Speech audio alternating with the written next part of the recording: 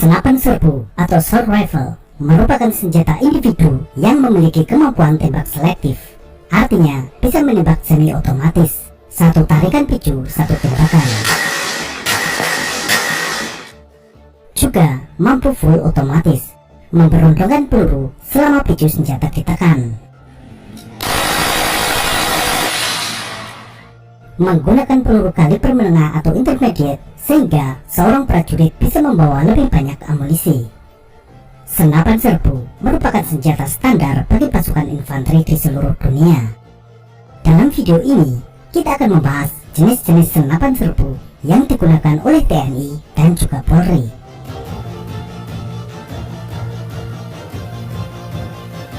Sebagai senjata buatan dalam negeri, SS1 dipakai hampir di semua kesatuan TNI dan Brimob Polri. SS1 merupakan singkatan dari Senapan Serbu 1, dibuat oleh PT Pindad Bandung berdasarkan senapan serbu FNC buatan Belgia. Setelah Indonesia membeli 10.000 pucuk FNC dari Belgia, PT Pindad mendapatkan lisensi pada tahun 1984 untuk memproduksi sendiri senapan serbu serupa. Lahirlah SS1 yang disesuaikan dengan postur tentara Indonesia dan iklim tropis di Indonesia. SS1 mulai digunakan tahun 1991 hingga sekarang. Ciri yang menonjol dari SS1 adalah popor lipat dari besi. Meskipun salah satu variannya yakni SS1V3 menggunakan popor tetap. SS1 terdiri dari beberapa varian. Varian ini disesuaikan dengan kebutuhan taktis pasukan. Sebagai contoh, untuk pasukan Raider menggunakan SS1R5 dengan laras yang pendek, sesuai untuk pertempuran jarak dekat di hutan lebat, pegunungan, dan perkotaan. Untuk pasukan marinir menggunakan SS1 varian M. Varian M terdiri dari SS1M1, M2, dan M5. Varian M ini memiliki lapisan tahan karat, disesuaikan dengan habitat pasukan marinir yang sering bersinggungan dengan air laut. SS1 menggunakan peluru kaliber 5,56 x 45 mm. RSS1 yaitu SS2. Secara bertahap, SS2 akan menggantikan SS1. Diperkenalkan tahun 2005, SS2 mulai dipakai kesatuan TNI sejak tahun 2006. Pada awalnya, hanya satuan-satuan pasukan elit TNI yang mendapatkan SS2. Namun, secara bertahap, hingga saat ini SS2 sudah dipakai di berbagai kesatuan TNI lainnya. SS2 dirancang dan dibuat dengan reverse engineering, menggabungkan kelebihan-kelebihan senapan serbu FNC, M16, dan AK-47, sehingga tercipta senapan serbu yang handal. Dalam proses produksi laras, sudah menggunakan metode tempat swaging, menjadikannya lebih handal dan akurat.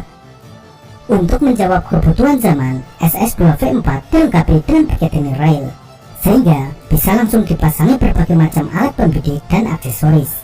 Tidak seperti SS1 yang harus memakai mounting khusus jika akan dipasangi teleskop pembidik. Varian SS2V5 kemudian mengalami modernisasi menjadi SS2V5A1. Senjata ini memiliki desain eksterior yang lebih modern, terutama pada bagian popor dan handguard. Senjata ini juga dilengkapi dengan pegangan vertikal atau vertical grip.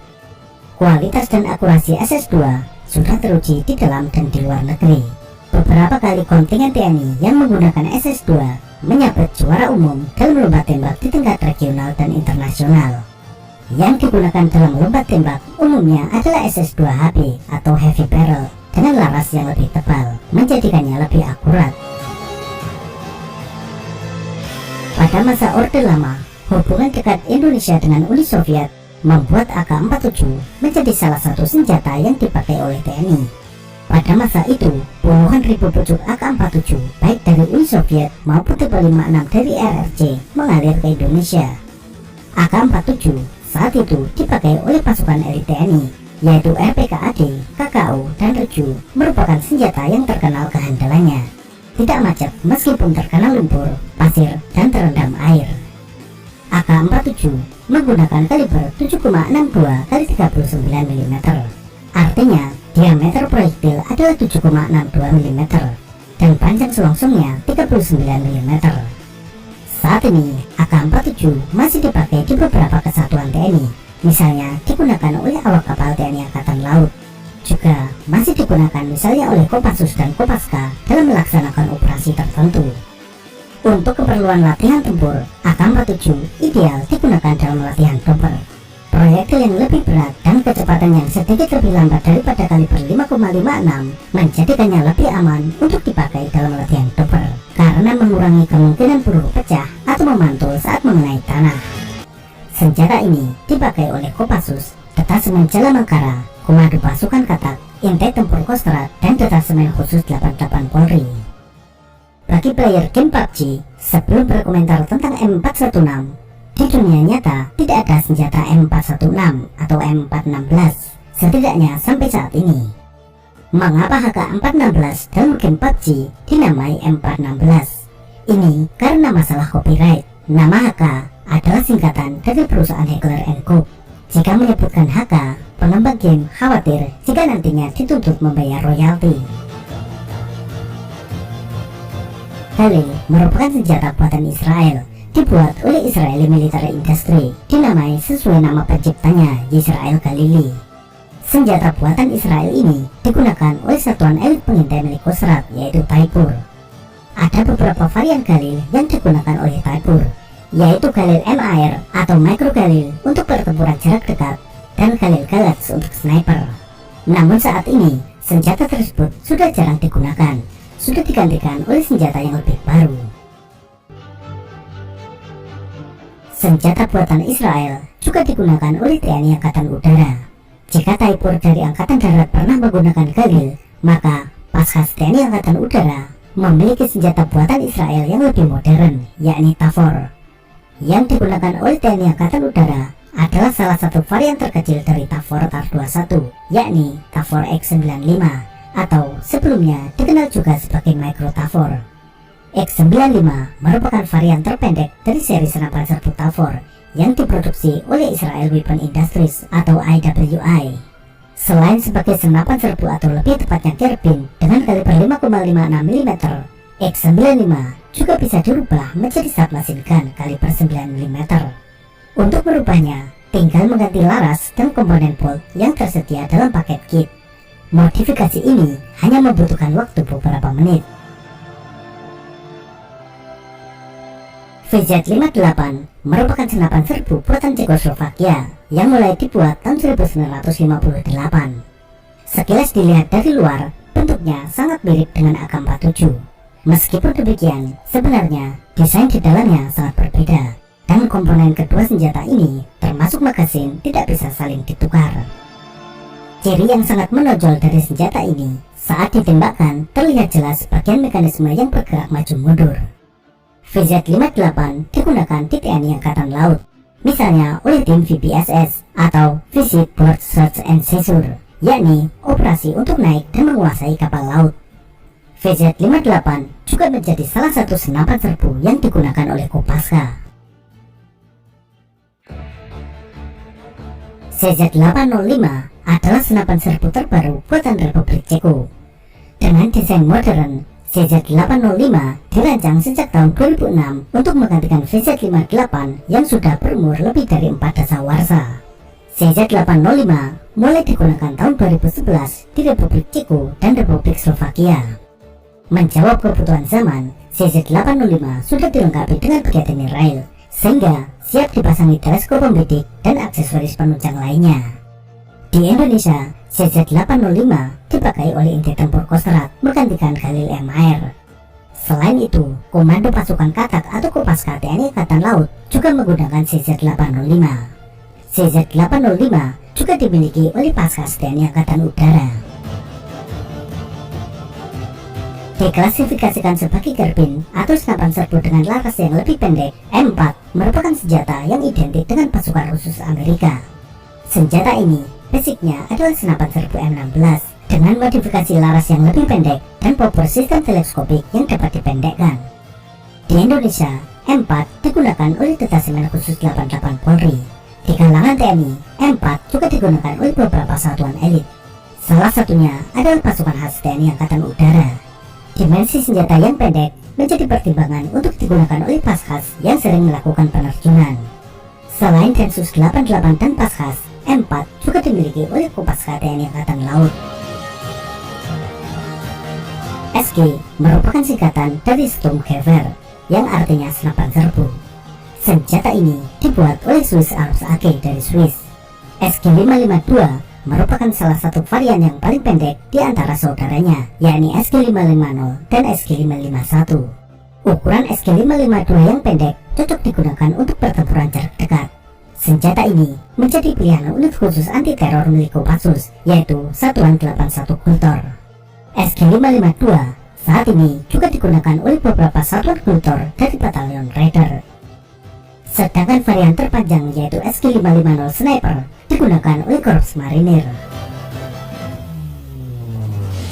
G36 adalah senjata standar Angkatan Bersenjata Jerman saat ini. Dibuat sejak tahun 1996, G36 kini juga dipakai lebih dari 40 negara. Kualitasnya tidak diragukan lagi karena dirancang dan dibuat oleh pabrik senjata kenamaan Jerman, yaitu Heckler & Koch. Meskipun masih dalam jumlah terbatas, senapan serbu G36 pernah terlihat digunakan oleh TNI dan Polri. G36 terlihat dipakai oleh Denjaka, Paskas, dan Brimob. Selain varian standar, varian G36C juga digunakan oleh TNI. Salah satunya oleh Paskas TNI Angkatan Udara. Varian G36C adalah varian Carbine yang tidak dilengkapi pembidik optik bawaan, sebagaimana G36 standar dan G36K. Sebagai gantinya, pada varian ini terdapat Picatinny rail untuk memasang alat bidik optik sesuai dengan kebutuhan. TNI juga memiliki dan menggunakan senapan serbu buatan Korea Selatan, yakni Daewoo K2. Senapan serbu ini dalam jumlah terbatas digunakan oleh TNI Angkatan Udara. Pada tahun 2008 dan 2011, TNI Angkatan Udara membeli 210 pucuk Daewoo K2 dari Korea Selatan. Pada tahun 2019 menambah lagi sebanyak 809 pucuk. K2 merupakan senapan serbu standar Angkatan Bersenjata Korea Selatan yang dibuat oleh Daewoo Precision Industries yang sekarang berganti nama menjadi SNT Motif. Di Korea Selatan, K2 menggantikan M16A1 sebagai senjata standar. Mekanisme bagian belakang senjata ini mirip dengan M16. Bahkan beberapa komponen M16 bisa digunakan pada senjata ini. Namun, di bagian depan, K2 menggunakan mekanisme piston seperti pada AK. Tentunya, Daewoo K2 menggunakan kaliber standar NATO, yakni 5,56 x 45 mm. Senapan serbu lain yang menjadi koleksi TNI Angkatan Udara adalah SAR-21. Dalam beberapa kali kesempatan, terlihat prajurit TNI Angkatan Udara menenteng senjata buatan Singapura tersebut. Kabarnya, senjata ini merupakan hibah dari Singapura dan jumlahnya hanya sekitar 100-an pucuk. SAR-21 merupakan senapan serbu dengan desain bullpup yang dirancang dan diproduksi oleh Chartered Industries of Singapore atau CIS. Perusahaan tersebut berganti nama menjadi ST Kinetics dan kini ST Engineering Land System atau Stealth. SAR-21 dilengkapi dengan alat bidik optik yang terintegrasi dengan perbesaran 1,5 kali. Ada juga varian dengan perbesaran 3 kali. SAR-21 juga merupakan senapan serbu pertama yang dilengkapi dengan penanda laser built-in, alias dari pabriknya sudah dilengkapi dengan laser. Pembidik laser ini menggunakan sumber tenaga dari baterai ukuran AA yang mudah didapat di warung-warung terdekat. Sekilas bentuknya mirip HK416. Sig Sauer 516 merupakan senapan serbu terbaru yang diadopsi oleh Kesatuan Gegana Brimob. Senjata ini dipakai oleh unit CRT atau Crisis Response Team. Sig Sauer 516 diproduksi sejak tahun 2010 oleh perusahaan Sig Sauer yang merupakan gabungan dari perusahaan Sig dari Swiss dan CP Sauer & Son dari Jerman. Perusahaan ini berkedudukan di 3 negara, yakni Sig Sauer GmbH di Jerman, Sig Sauer AG di Swiss, dan Sig Sauer Inc. di Amerika Serikat. Selain digunakan oleh Brimob, Sig 516 juga dimiliki oleh Korps Marinir dan Kostrad. Selain Sig Sauer 516, Brimob juga menggunakan senjata lain buatan Sig Sauer, yakni Sig MCX. Sig MCX merupakan produk yang lebih baru yang mulai diproduksi tahun 2015. Senjata ini didesain oleh Sig USA, anak perusahaan Sig Sauer yang berlokasi di Amerika Serikat. Basis desain mekanisme senjata ini berasal dari submachine gun Sig MPX yang juga digunakan oleh Brimob. SCAR adalah senapan serbu yang dibuat oleh FN Herstal untuk memenuhi kebutuhan United States Special Operations Command atau US SOCOM. Nama SCAR merupakan akronim dari Special Operation Forces Combat Assault Rifle. FN SCAR dibuat dalam beberapa varian untuk fungsi yang berbeda, yakni SCAR L untuk senapan serbu, SCAR H untuk battle rifle, SCAR SSR sebagai senjata designated marksman atau sniper, dan SCAR PDW untuk personal defense weapon. SCAR L, SSR, dan PDW menggunakan kaliber 5,56 mm, sedangkan SCAR H menggunakan kaliber 7,62 x 51 mm. TNI menggunakan salah satu varian SCAR, yaitu SCAR L, meskipun masih dalam jumlah terbatas. SCAR digunakan oleh satuan di Kostrad, salah satunya yaitu Inti Tempur atau Taipur.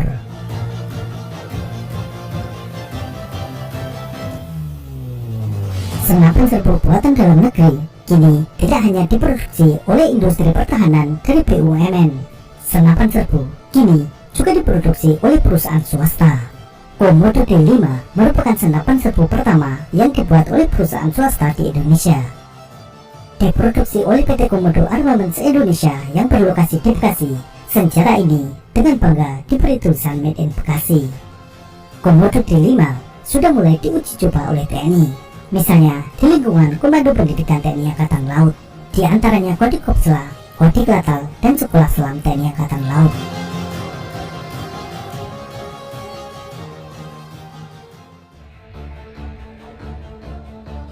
Selain senjata produksi dalam negeri dan produk impor dari produsen terkenal, TNI juga mencoba menggunakan senapan serbu yang belum banyak dikenal. Di antaranya adalah Fairfront buatan Filipina. Fairfront sendiri adalah perusahaan senjata api yang berpusat di California, Amerika Serikat. Namun, pendirinya merupakan dua bersaudara keturunan Filipina. Fairfront merupakan akronim dari nama mereka, yakni Ferdinand dan Francis. Sebagai keturunan Filipina, Fairfront juga membangun fasilitas produksi di Cebu, Filipina. Selain untuk menyuplai kebutuhan militer Filipina, senapan serbu Fairfront juga diekspor ke negara Asia lain. Salah satunya adalah Indonesia yang mencoba menggunakan beberapa varian Fairfront.